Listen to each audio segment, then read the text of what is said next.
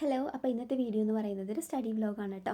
അപ്പോൾ ഇപ്പം എക്സാമൊന്നും ഇല്ല, എന്നാലും ഞാൻ എക്സാമിന് വേണ്ടി ഇനിയിപ്പോൾ SBI ക്ലർക്കും PO-യുടെയൊക്കെ നോട്ടിഫിക്കേഷൻ വരാനിരിക്കുകയാണ്. അപ്പോൾ അതുകൊണ്ട് അതിൻ്റെയൊക്കെ ഒരു പ്രിപ്പറേഷനാണ്. അപ്പോൾ ആദ്യം തന്നെ ഞാൻ രാവിലെ എന്തൊക്കെയാണ് പഠിക്കേണ്ടതെന്ന് ഒന്ന് നോട്ട് ചെയ്ത് വെക്കും, എന്നിട്ടാണ് പഠിക്കാൻ തുടങ്ങണം. അല്ലെങ്കിൽ ഒരു പ്ലാനിങ് ഇല്ലാതെ പഠിച്ചു കഴിഞ്ഞാൽ അവിടെ നിന്നായിട്ട് എന്തെങ്കിലുമൊക്കെ ആയിരിക്കും കിട്ടുന്നത്.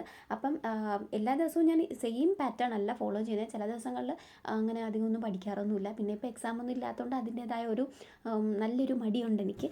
അപ്പോൾ ആദ്യം തന്നെ കറണ്ട് അഫയേഴ്സിൻ്റെ നോട്ടൊക്കെ എഴുതിയതിന് ശേഷം പിന്നെ റിവിഷനാണ് ഞാനിവിടെ പഠിക്കാനിരിക്കുന്നതിൻ്റെ ഇവിടെ തന്നെ മൾട്ടിപ്ലിക്കേഷൻ ടേബിൾ, അതുപോലെ തന്നെ സ്ക്വയറും ക്യൂബൊക്കെ നമ്മുടെ സ്പീഡ് മാത്സിൻ്റെ സംഭവങ്ങളൊക്കെ എഴുതി വെച്ചിട്ടുണ്ട്. അപ്പോൾ അതൊക്കെ ഡെയിലി ഇരുന്നിങ്ങനെ നമ്മൾ അതിൻ്റെ ഫ്രണ്ടിലാണല്ലോ ഇരിക്കുന്നത്. അപ്പം നമുക്ക് കാണുമ്പോഴത്തേക്ക് അങ്ങനെ ഒന്ന് റിവിഷൻ ചെയ്യും. അത് കഴിഞ്ഞിട്ട് പിന്നെ ഞാൻ എഡിറ്റോറിയലാണ് നോക്കണം. ഇടയ്ക്ക് ഞാനിങ്ങനെ ബ്രേക്കൊക്കെ എടുക്കട്ടെ, പിന്നെ തിന്നേം കുടിക്കുകയൊക്കെ ചെയ്യുന്നുണ്ട്. അപ്പോൾ അതൊക്കെ വീഡിയോയിൽ കാണിക്കാത്തതാണ്. ആവശ്യത്തിലധികം ഞാൻ ബ്രേക്കും കാര്യങ്ങളൊക്കെ എടുക്കുന്നുണ്ട്. പിന്നെ ഉച്ചയ്ക്ക് ശേഷം ഞാൻ ഒരു SBI ക്ലർക്ക് പ്രിലിംസിൻ്റെ ഒരു മോക്ക് ടെസ്റ്റ്, ഒരു ഫുൾ മോക്ക് എടുക്കുന്നുണ്ട്. ഇതിപ്പം SBIയുടെ പ്രിലിംസ് 3ാമത്തെ മോക്ക് ടെസ്റ്റാണ്. ഞാൻ കൂടുതലും ടെക്സ്റ്റ് ബുക്കിലാണ് മോക്ക് എടുക്കണം, പിന്നെ ഒലിവ് ബോർഡിൽ മോക്ക് എടുക്കാറുണ്ട്.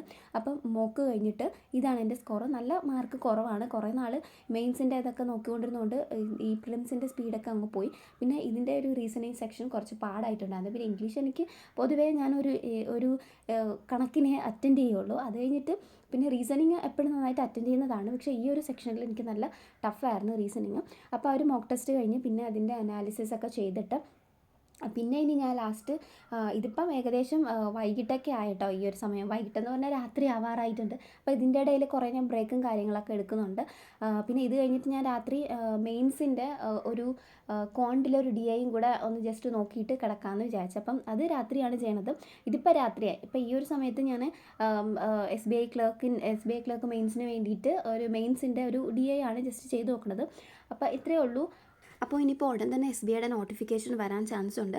ബാങ്ക് എക്സാമിനെ പ്രിപ്പയർ ചെയ്തുകൊണ്ടിരിക്കുന്നവർ പെട്ടെന്ന് തന്നെ നമ്മൾ സ്റ്റാർട്ട് ചെയ്തോട്ടോ കറണ്ട് അഫയേഴ്സ് ഒക്കെ. കാരണം നമുക്ക് നോട്ടിഫിക്കേഷൻ വന്നു കഴിഞ്ഞാൽ പിന്നെ സമയം കിട്ടില്ല. അപ്പോൾ അത്രയേ ഉള്ളൂ. നമുക്ക് അടുത്ത വീഡിയോയിൽ കാണാം. ടാറ്റാ.